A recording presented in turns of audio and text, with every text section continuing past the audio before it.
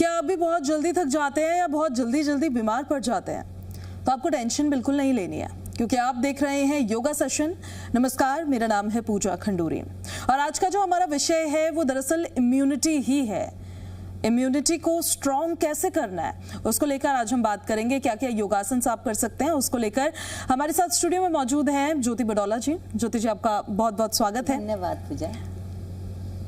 और ये विषय आज हमने इसलिए रखा है ज्योति जी, क्योंकि मैंने कई बार देखा है लोगों को कि थोड़ा सा चलेंगे बड़ी जल्दी थक जाएंगे, थोड़ा सा मौसम बदल जाएगा बड़ी जल्दी बीमार पड़ जाएंगे।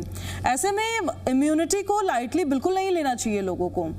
इम्यूनिटी को कैसे वो स्ट्रांग रख सकते हैं, उसके लिए हमें क्या योगासन करने चाहिए, क्या क्रियाएं या प्राणायाम हम कर सकते हैं, वो मैं चाहूंगी कि आज आप हमारे दर्शकों को सिखाए भी।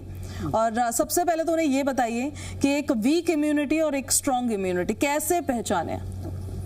जब भी हम इम्यूनिटी की बात करते हैं, अगर आपको बहुत जल्दी इन्फेक्शन होता है, कोई वायरस बहुत जल्दी आपकी बॉडी को अटैक करता है, बार बार आपको कफ एंड कोल्ड होता है, तो ये सिम्टम्स होते हैं आपके वीक इम्यून सिस्टम के।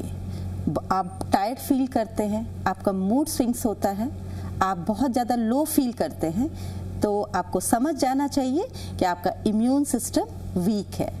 अपने इम्यून सिस्टम को स्ट्रॉन्ग बनाने के लिए योग आसनास की हेल्प लेकर के हम उसे स्ट्रॉन्ग कर सकते हैं डे टू डे लाइफ में। इसके लिए हम सबसे पहले बहुत सिंपल से आसनास से स्टार्ट करते हैं और पहला आसन हमारा है ताड़ आसना। ताड़ आसना बहुत ही सिंपल आसनास है पर बहुत ही ज़्यादा पावरफुल है आपके इम्यून सिस्टम को बढ़ाने के लिए। हम योग आसना जो भी हो जिसमें भी आप अपने कोर मसल्स को इंगेज करते हैं, आप एम्प्टी स्टमक करेंगे तो वो ज़्यादा आपके लिए बेनिफिशियल होगा, क्योंकि हैवी बॉडी के साथ तो आप कोई भी आसनास करना आपके लिए इजी नहीं होता है, वो अपने आप को आपको थकान लगेगी। तो आप कोशिश करिए अर्ली मॉर्निंग उठ करके या इवनिंग में 4-5 o'clock जब आप क्या होता है आपका स्टमक एम्प्टी होता है। ये हमारे ब्लड सर्कुलेशन को भी बढ़ाता है क्या? क्योंकि मुझे लगता है कि इसमें हमारे बॉडी का हर पार्ट इन्वॉल्व हो रहा है जब हम ताड़ासन कर रहे हैं। जब हम ताड़ासना करते हैं तो आप कोर मसल्स को अपने आप से स्क्वीज करते हैं और पूरी बॉडी में एक स्ट्रेच आता है। मसल्स स्ट्रेच होंगी तो डेफिनेटली आपकी बॉडी में ब्लड का सर्कुलेशन का जो फ्लो होगा वो इंक्रीज होगा, वो आपके इम्यून सिस्टम को स्ट्रॉन्ग करेगा। नेक्स्ट हम कौन सा आसन करने वाले हैं? बाल आसना। आसनास के लिए हम मैट के ऊपर बैठेंगे। ये वज्रासन में ही बैठना है क्या हमें? हाँ जी, ओके। वज्रासन के बाद हम बाल आसना में जाते, धीरे से एब्डोमेन को प्रेस करेंगे अपने थाइस की तरफ एंड डाउन। हाथों को स्ट्रेच कर लीजिए एंड फोरहेड आपका मैट के ऊपर। अगर आपको डिफिकल्ट लगे तो धीरे से दोनों नीज के बीच में आप गैप को मेंटेन कीजिए, हाथों को स्ट्रेच कीजिए, बॉडी रिलैक्स एंड काम। सांसों पे ध्यान, धीरे धीरे इनहेल, एक्सेल। आप 1 मिनट से 2 मिनट के बीच में रिलैक्स करेंगे, काम रहेंगे, पूरा फोकस आपका अपनी सांसों पर, अपने शरीर पर। रिलैक्स। धीरे से इनहेल करते हुए वज्रासन में आएंगे और धीरे से सुखासना में। इससे हमें बेनिफिट क्या क्या मिलता है? ये आपके इम्यून सिस्टम को इम्प्रूव करेगा, क्योंकि आपका जो पूरा बॉडी, आपका नर्वस सिस्टम रिलैक्स होगा, बॉडी में प्रॉपर आपका ब्लड का सर्कुलेशन जो है मेंटेन रहेगा। और जितना आपका माइंड रिलैक्स होगा, डीप ब्रीदिंग होगी, तो आपका माइंड जब रिलैक्स होता है तो पूरी बॉडी में उसमें क्या होता है, बॉडी इम्प्रूव करती है आपकी हर एक तरीके से।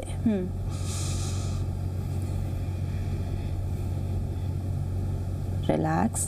हम करेंगे सेतुबंधासना। ये आसनास आप फ्लैट सरफेस के ऊपर लेट करके करेंगे। इसके लिए क्या करना है हमें? पहले सेतुबंधासना के लिए आप प्रॉपर लेट जाएंगे मैट के ऊपर, शवासना में लेटेंगे हम।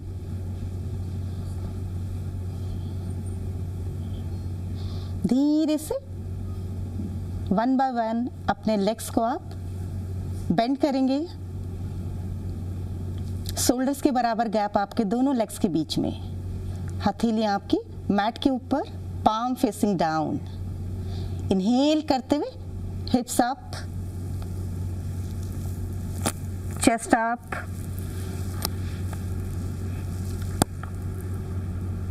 एंड होल्ड करेंगे 30 सेकेंड से 1 मिनट के बीच में। नॉर्मल ब्रीदिंग रखेंगे, हिप्स को टाइट रखेंगे।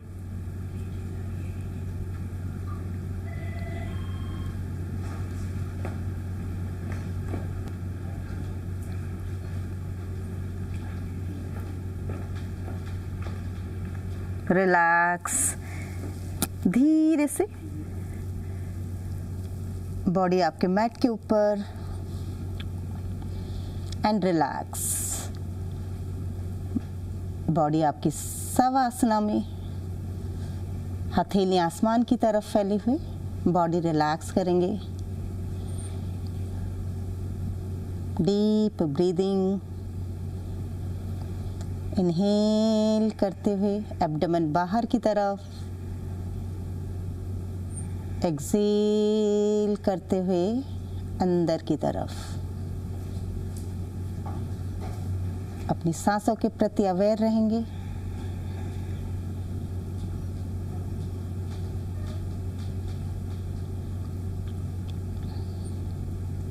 इस आसन से हमारी बॉडी पार्ट्स पर किस तरह का असर पड़ता है?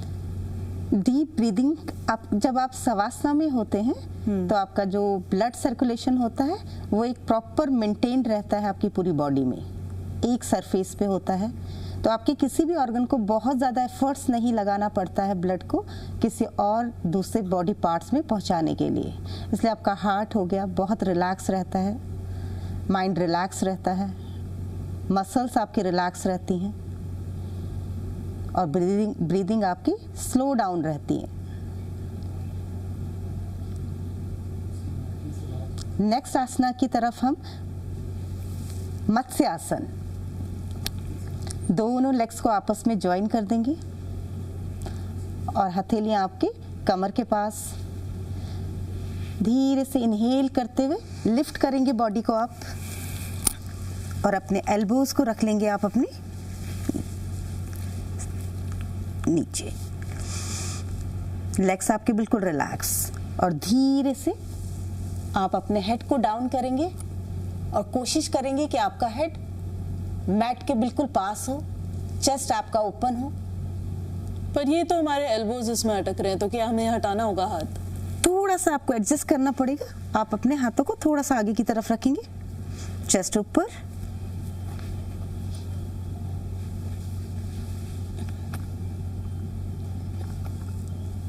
Proper breathing.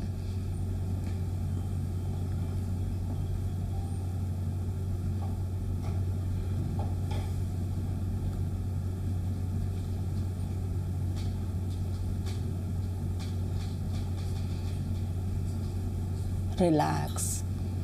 सबसे पहले अपने हेड को, अपने सिर को रिलैक्स कीजिए। शोल्डर्स आपके रिलैक्स। दोनों पैरों के बीच में गैप दे दीजिए और हथेलियां आसमान की तरफ। एक बार फिर से आपका शरीर शवासना में। सबसे बढ़िया आसन है ये शवासन। बहुत रिलैक्सिंग और बहुत बेनिफिशियल भी है योग में शवासना। जब भी बॉडी बहुत टायर्ड हो जाती है आपकी, आपका ब्रीदिंग बहुत फास्ट हो जाता है, तो हम शवासना में लेट करके अपनी सांसों को रिलैक्स करते हैं, माइंड को रिलैक्स करते हैं, बॉडी को रिलैक्स करते हैं।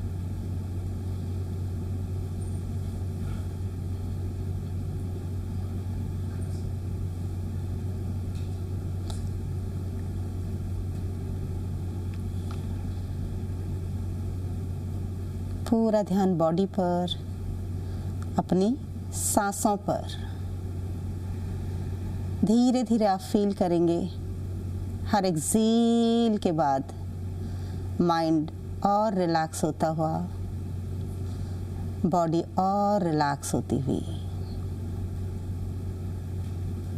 deeply connected with yourself. Be calm and relax.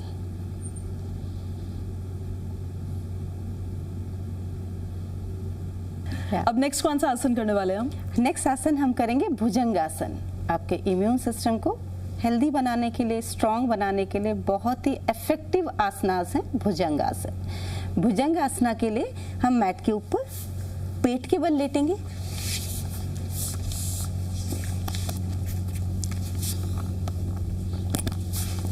आपका माथा मैट के ऊपर, आपके दोनों हाथ शोल्डर्स के नीचे, एल्बोज बॉडी को टच करते हुए, पैर आपके बिल्कुल रिलैक्स। इनहेल करेंगे, अपने हेड को धीरे से सांसों के रिदम के साथ ऊपर लेकर के आएंगे। चेस्ट को लिफ्ट करेंगे आप, हाथों का सपोर्ट लेते हुए शोल्डर्स रिलैक्स रखेंगे, नॉर्मल ब्रीदिंग रखेंगे।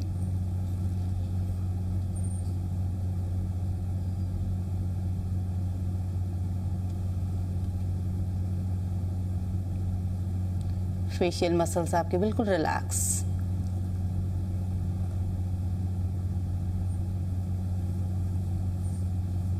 पूरा प्रेशर आपका एब्डोमेन पर, आपके लोअर बैक पर।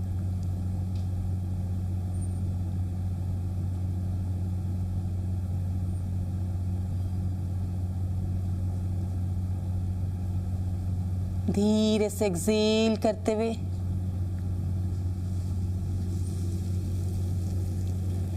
फोरहेड आपका मैट के ऊपर, हाथ आपके रिलैक्स,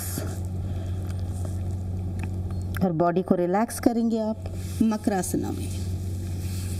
एक हाथ के ऊपर दूसरा हाथ रखते हुए, किसी भी साइड अपने फेस को रखते हुए, पूरी बॉडी आपकी रिलैक्स। पेट के बल जितने भी आसनास हैं उनमें रिलैक्स करने के लिए योग में मकरासना है, और जितने भी आसनास हम पीठ के बल करते हैं उनमें रिलैक्स करने के लिए शवासना है। कितनी देर रिलैक्स करना चाहिए हमें एक आसन के बाद? 1 मिनट से 2 मिनट तक बॉडी आपकी रिलैक्स होती, और आप खुद भी फील करेंगे धीरे धीरे आपके हार्ट बीट्स, सांसों की स्पीड आपकी स्लो डाउन होती हुई, माइंड रिलैक्स होता हुआ, और आपकी बॉडी मसल्स फिर से एनर्जाइज होती हुई आपके नेक्स्ट आसनास के लिए। बिल्कुल, बॉडी मसल्स का रिलैक्स होना बहुत जरूरी है। बिल्कुल, अगर आपकी बॉडी मसल्स रिलैक्स नहीं है तो टायर्ड मसल्स के साथ आप किसी भी आसनास में इजीली नहीं जा सकते, और ना ही आप उसे प्रॉपर टाइम के लिए होल्ड कर पाते हैं। माइंड को बॉडी के साथ कनेक्ट होने के लिए कुछ टाइम चाहिए होता है, वो हम अपने रिलैक्सेशन के टाइम पे कनेक्ट करते हैं माइंड को बॉडी के साथ, सांसों की रिदम के साथ। रिलैक्स, धीरे से बॉडी को लिफ्ट करेंगे आप, बाल आसना में आएंगे। देन स्लोली स्लोली धीरे धीरे body lift up and relax.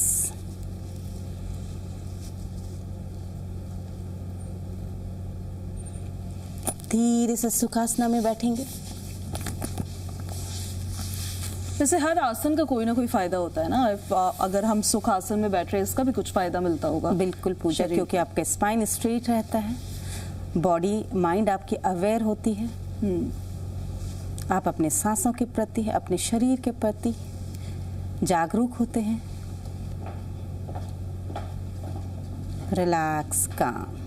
आपके इम्यून सिस्टम में को इम्प्रूव करने के लिए आसनास के साथ साथ प्राणायाम बहुत आवश्यक है, क्योंकि आपको अपने ब्रेन को रिलैक्स करना है, अपने मन को शांत करना है। ये बहुत ज़रूरी है कि ब्रेन को रिलैक्स करें हम, और आपको अपने ब्रेन को कैसे रिलैक्स करना है उसी को लेकर हम अपने अगले सेगमेंट की ओर ज्योति जी आगे बढ़ भी जाते हैं कि बहुत ज़रूरी है। देखिए, इतना मेंटल प्रेशर है, इतना काम का प्रेशर है, स्ट्रेस हो जाता है लोगों को, एंजाइटी हो जाती है, तो ऐसे में आपको खुद को रिलैक्स कैसे रखना है, खुद को शांत कैसे रखना है, पैनिक कैसे नहीं होना है, छोटी छोटी चीज़ों पे चिड़चिड़ापन कैसे दूर भगाना है, उसके लिए हमें क्या करना चाहिए? रिलैक्सेशन के लिए और माइंड की कामनेस के लिए बहुत ज़रूरी है आपके प्राणायाम। आपका अपनी सांसों पे काम करना, उसको फोकस करना, सांसों को स्लो डाउन करना, यही आपके प्राणायाम के बेनिफिट्स होते हैं। और एक आपका प्रोसेस होता है मन को शांत करने का। जब भी हम कोई प्राणायाम करते हैं, सबसे पहले हम अपनी बॉडी को रिलैक्स करते हैं। बॉडी अगर आपकी अनकंफर्टेबल रहेगी तो आपका पूरा ध्यान आपकी बॉडी पे रहेगा और आपका मन कभी भी शांत नहीं होगा, कभी भी फोकस नहीं होगा। उसके लिए किसी भी कंफर्टेबल पोज में बैठिए, आप सुखासना में बैठिए, वज्रासना में बैठिए, या आप पद्मासना में बैठिए या अर्ध पद्मासना में बैठिए। सुखासना सबसे बेस्ट पोज आपके प्राणायाम के लिए। अगर आपको ये महसूस होता है कि आप बहुत देर तक स्पाइन को स्ट्रेट नहीं रख पाते, क्योंकि ये हमें आदत नहीं होती स्पाइन को स्ट्रेट रखने की, तो हम वॉल का सहारा ले सकते हैं, किसी स्टैंड का सहारा ले सकते हैं। तो हम कौन सी क्रिया अभी करने वाले हैं? हम प्राणायाम करेंगे, ब्रीदिंग एक्सरसाइज करेंगे। उसमें हम करते हैं भ्रामरी प्राणायाम, आपके मेंटल रिलैक्सेशन के लिए। किसी भी कंफर्टेबल पोज में बैठ जाएंगे, हथेलियां आपके आसमान की तरफ, ध्यान मुद्रा में आपके थंब का टिप और आपके इंडेक्स फिंगर का टिप आपस में मिलता हुआ, उसे आप फील करेंगे अपने ब्रेन में। हाथ आपके बिल्कुल रिलैक्स, शोल्डर्स आपके रोल बैक, ताकि चेस्ट को प्रॉपर आप स्पेस देंगे ब्रीदिंग के लिए। आंखें बंद रखिए।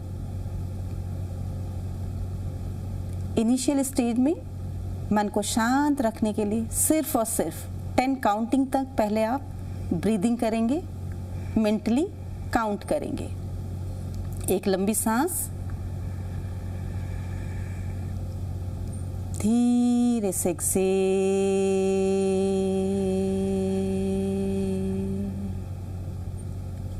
होल्ड। नेक्स्ट ब्रीथ के लिए धीरे से इनहेल,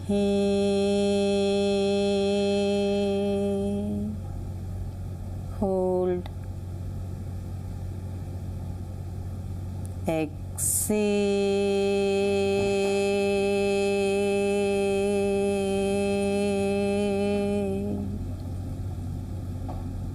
होल्ड।